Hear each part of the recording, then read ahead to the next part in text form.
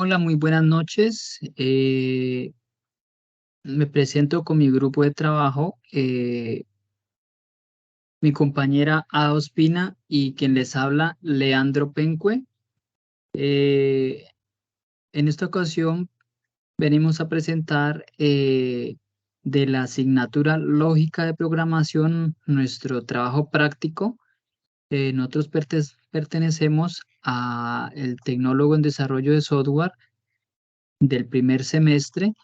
Eh, Nos corresponde por intermedio de audio y video explicar eh, un algoritmo realizado en PCInt eh, con base al juego del ajedrez en una matriz de 8 por 8, más exactamente con la figura del caballo, donde nos explica eh, los primeros movimientos, que es un total de 8 posibles movimientos que el caballo pues puede iniciar, o el usuario pues le puede ordenar en este caso.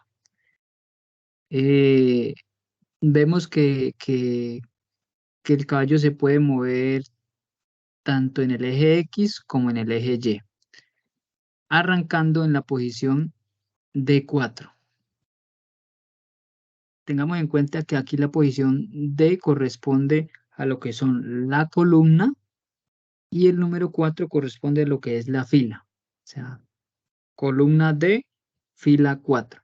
Esa sería nuestra posición inicial del caballo. Ahora pasamos con nuestra compañera Ada, que nos va a explicar en sí el algoritmo en PCInt.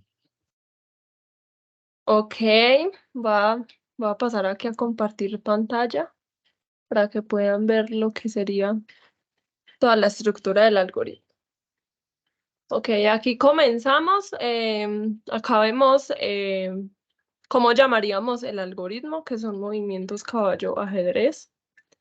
Y hay que tener en cuenta que la estructura como el tablero es 8 por 8, como nos explicó el compañero Heibar. Entonces, pues esto sería dentro de una estructura bidimensional, pero acá evidentemente vemos que acá no nos muestra algo bidimensional. Estamos optando por hacerlo solo de una dimensión. Entonces, esto sería más o menos la definición de la estructura del tablero, que nos pasaría a definir fila inicial con columna inicial, lo marcamos I como entero, y luego la fila destino con columna destino como entero. Entonces aquí en la prueba de escritorio, acá lo voy a reiniciar porque le estamos haciendo una prueba anteriormente. Entonces acá dentro de la estructura como tal pasaríamos a ver que acá donde pues se le da a escribir aparecería ingresada ya la fila inicial 1 a 8 del caballo. Acá ingresaríamos como tal un número del 1 al 8, yo pondría un 4. Y ya acá escribir ingrese la columna inicial 1 a 8 del caballo, ya pasamos a escribir lo que sería la columna.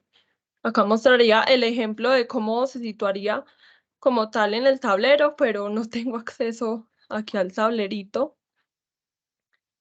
Y ya, esos serían los movimientos válidos del caballo desde la 45. Como tal, acá están los dos números, nos arrojaría la fila 3, columna 3 es un movimiento válido. La fila 2, columna 4 es otro movimiento válido. La fila 5, columna 7 es otro movimiento válido. Y la fila 6, columna 6 es otro movimiento válido. Ya nuestro compañero nos va a pasar a indicar cómo sería como tal los movimientos del caballo. Bueno, muchas gracias.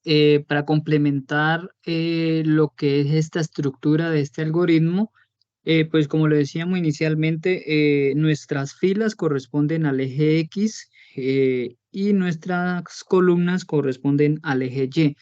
Entonces, hay que tener en cuenta el patrón del movimiento de esta figura, que es el caballo, cuando se mueve, por ejemplo, dos veces hacia abajo, que sería la columna, y hacia la izquierda, un ejemplo, ya sería la fila, o viceversa, porque también se puede mover dos veces en la fila y una vez en la columna. Y esto nos va a arrojar valores combinados en el plano cartesiano, porque estamos hablando que el eje X es horizontalmente y el eje Y es vertical, y de acuerdo a la posición y de acuerdo al movimiento del caballo, pues vamos a denotar que los valores pueden ser negativos en X y en Y, o combinados tanto en X como en Y, o viceversa. Y a medida que el caballo va avanzando después de su posición inicial, pues esta figura se le van limitando los movimientos y se va se va desplazando de su posición inicial, obviamente. Y por ejemplo, nos podemos encontrar que esa figura puede llegar a una esquina o a un borde de nuestra matriz de 8 por 8, en la que, como bien lo decía, se puede reducir los movimientos, inclusive se puede bloquear el movimiento futuro y que termine ahí pues esos posibles movimientos totales, ¿no? Porque pues recordemos que esta figura se mueve en L, y si está en un borde de la matriz, ya está en riesgo pues de que pierda oportunidad de movimientos, y que pueda también arrojar ya un error para el usuario. Listo, eso sería. Ok, muchas gracias para quien nos esté viendo y bonito resto de tarde. Listo, muchas gracias.